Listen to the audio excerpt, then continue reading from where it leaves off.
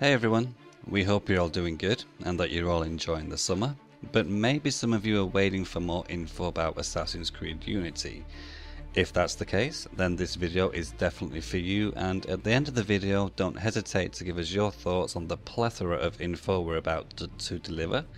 So let's start with our dear assassin Arno, and if you don't know it yet, Arno's family has strong assassin origins from generation to generation. The Dorian family was an assassin family, and Arno, he is a young determined man, but he is also haunted by his past and all the wrong that he has done, and he feels like he needs to redeem himself, and this is why he starts a quest for redemption after the death of his father.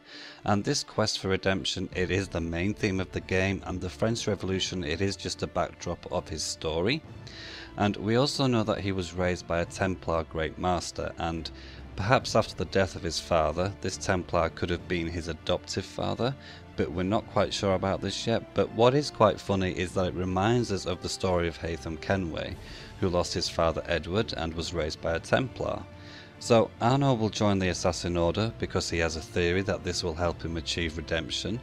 He'll start as a novice, but he'll quickly become a master assassin. However, at the beginning of the game, Arno doesn't plan to stay forever in the Order, as he's not quite impressed with the way of the long mystical tradition and the ancient rhetoric as some of the other assassins. He does like to think for himself and make his own decisions, and he isn't the type of person who will believe something just because someone tells him so. He is a very well educated young man. He was raised in a noble household and had access to tutors and books, so he is very well read, and this wasn't a common thing at the time.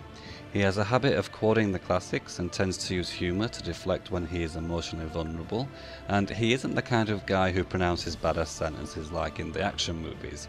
He really looks like an actual person, but don't let this fool you, because he is extremely deadly. And his story is truly a return to the roots of the franchise. The scenario has the same structure as the first two games, AC1 and AC2, and his story, it does seem to be quite complicated. As you recently saw, he seems to have a close relationship with a woman called Elise, and we assume that this story, it will also involve some kind of love story, and yes, this will be a strange love story because Elise is a Templar, which is quite interesting. And Elise herself, she is a young noble determined to fully assume her role as a Templar. She is very strong and independent, and her quest introduces her to Arno, and they soon discover that they have strong links with each other. Arno and Elise, they will fight to avenge what they both lost during a dangerous period of struggle between the Assassins and the Templars. And of course, this union between the Assassin Arno and the Templar Elise could explain the subtitle of the game being called Unity. Now, let's talk about the other aspects of the game, and in AC Unity you'll have lots of tools and customization options, and you'll be able to buy pieces of armor such as boots, gloves and belts, and of course weapons. And speaking of the weapons, Arno will now be able to change from one weapon to the next very quickly without selecting it from a menu. The smoke bombs, they're also back in the game, but you won't be able to craft them as you could in AC Revelations, as there is no crafting in the game. But you'll be able to pick up these bombs directly or buy them at the shops. And as far as Paris goes, we have two big new things to share with you. As you already know, you can explore the inside of some buildings, but the good news is that there is no longer a loading screen while you are doing this.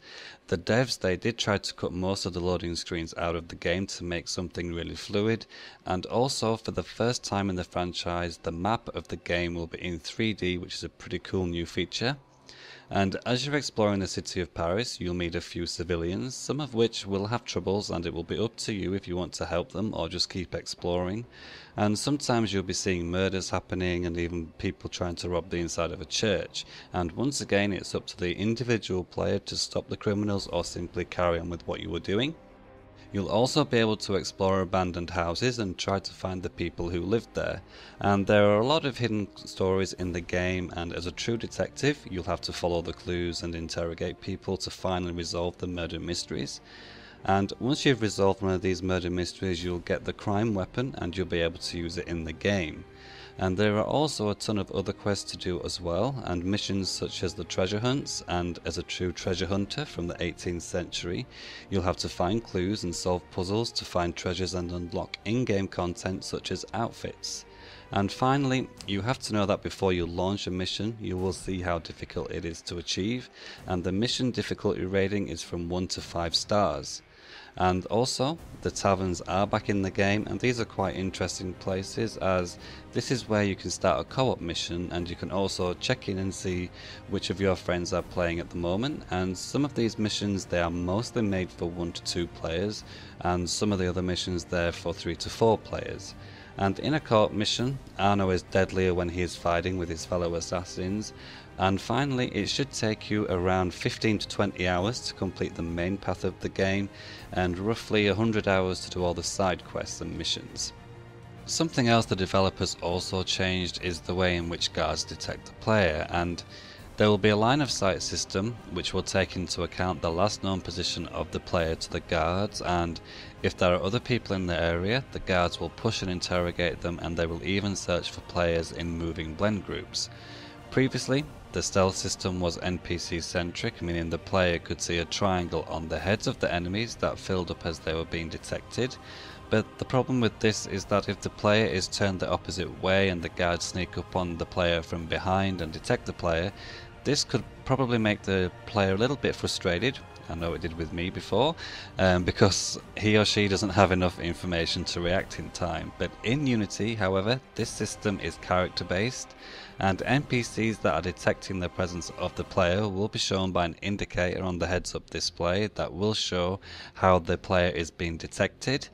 And at the beginning of the story, the assassins for Arno will be a means to an end, and the tragedy that occurs at the beginning of the game in fact will be caused by the Templars, and therefore Arno will be convinced that by joining the assassins he will have more chances to stop the Templars. The co-op missions, they will last approximately 30 to 40 minutes, and there will be 11 in total. The player can play them when and how he or she wants, because each story is standalone. And there will be the equivalent of the villa from AC2 and the homestead from AC3 in the form of cafe theatres.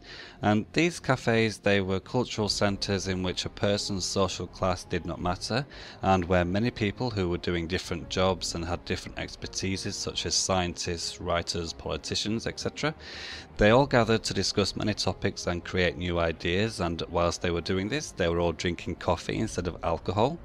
And Arno will be able to obtain his cafe theatre, where there will be a stage with unlockable content, and each district in the game will also have a satellite cafe that, once purchased, will unlock content in the player's main cafe. And once the satellite cafe is unlocked, some missions will also be unlocked, and these missions, when completed, they will change to a crowd ecosystem, so will be the less extremists and more regular NPCs. And this will also change the way the player approaches the missions in the area, because it will have different opportunities. For example, the player will be helped by the crowd. This is all we have for you today, guys. We hope you enjoyed it, and as always, do not hesitate to give us a like and comment to give us your impressions about the new info we brought you today. And as always, we will be discussing with you in the comments. So until next time, guys, take care, and we'll speak to you soon.